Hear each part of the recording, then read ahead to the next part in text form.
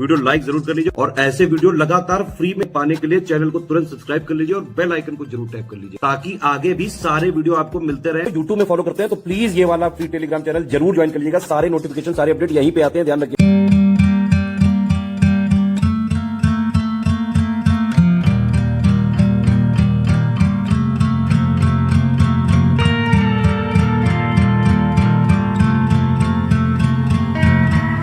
Hello everyone, welcome to study for civil services. और ये हमारी वीडियो सीरीज चल रही है GS 5 और GS 6 जो आपके मेंस में सिलेबस आर्ट हुआ है उसके हम पॉइंट्स को कवर कर रहे हैं क्वेश्चन आंसर्स के माध्यम से।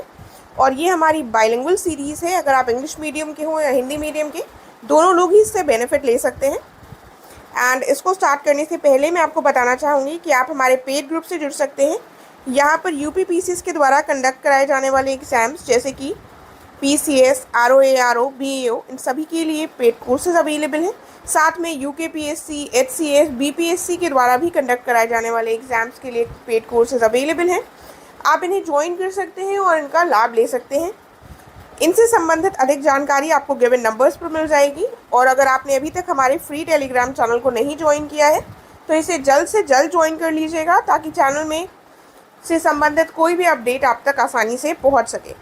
तो आइए अब देख लेते हैं। जो हमारा टॉपिक चल रहा है वो है rural, urban and tribal issues, social structure, festivals, fairs, music, folk dances, literature, languages, dialects, social customs of UP. तो ये हमारा टॉपिक है, आप देख लीजिएगा एक बार हिंदी में। तो इससे संबंधित प्रश्न क्या है, हमें डिस्कस करने हैं मेजर डायलेक्ट्स यानी कि उत्तर प्रदेश की प्रमुख बोलियों पर हमको चर्चा करनी है। तो इसमें हम क्या बता सकते हैं। इंट्रोडक्शन हमारा 2 लाइन का छोटा सा हो सकता है कि उत्तर प्रदेश जो है ये मेनली एक हिंदी हार्टलैंड है और यहाँ पर कई सारे डायलेक्ट्स जो हैं वो बोले जाते हैं। इस तरह से आप बस छोटा सा इंट्रोडक्शन दे सकते हैं। Is the Hindi heartland of the country and is home to many dialects which are spoken across the state. यानी कि हिंदी की हृदय भूमि है और राज्य भर में बोली जाने वाली कई बोलियों का स्थल है। तो अब बेसिकली हमको थोड़ी सी यहाँ पर रटी होनी चाहिए बोलियाँ, तभी हम उनके बारे में लिख पाएंगे, राइट।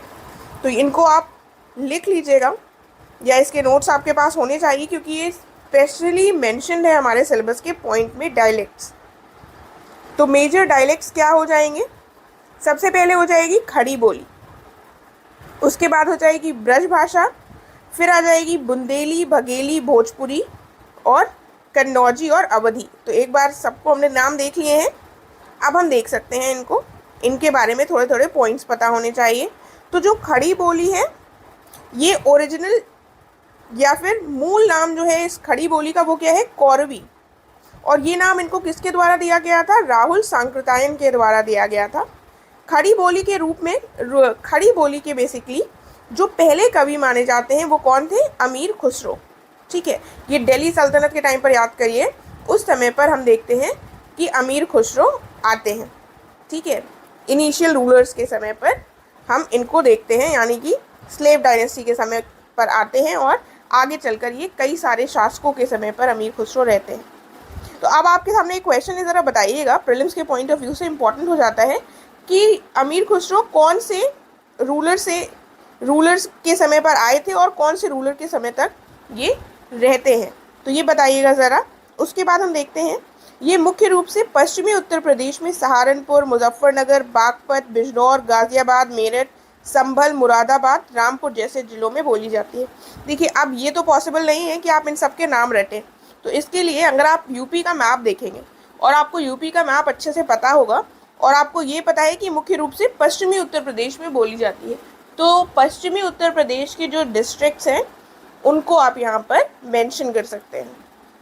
उसके बाद क्या है, फिर आती है ब्रज भाषा, एक प्रमुख बोली है।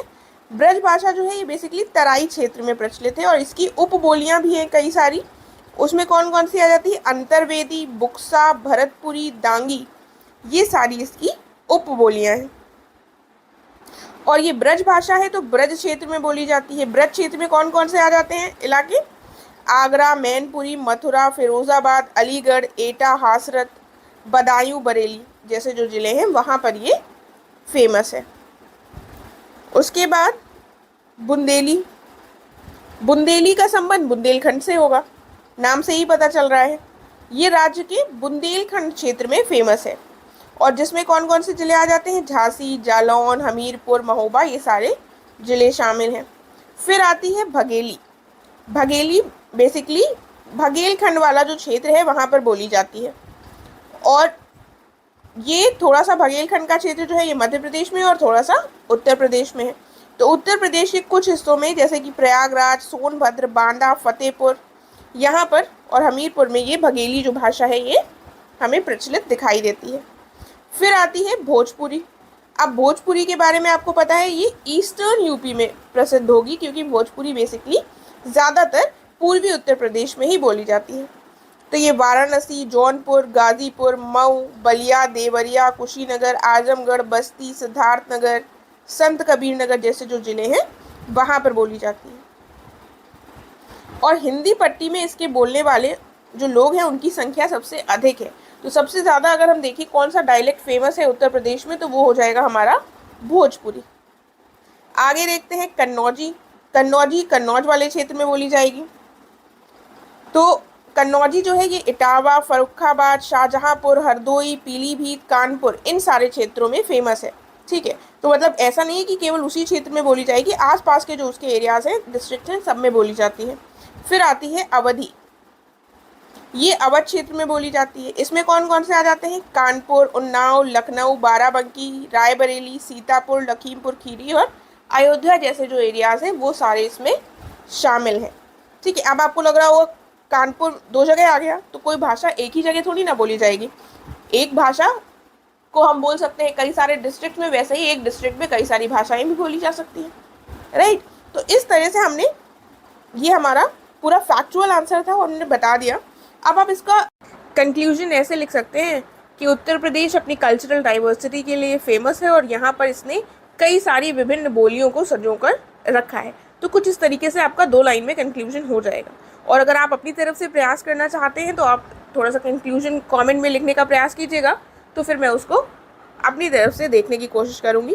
एंड आई होप आपको समझ में आ गया होगा। अगर आपको कोई डाउट है तो आप पूछ सकते हैं। अब हम नेक्स्ट वीडियो में मिलेंगे।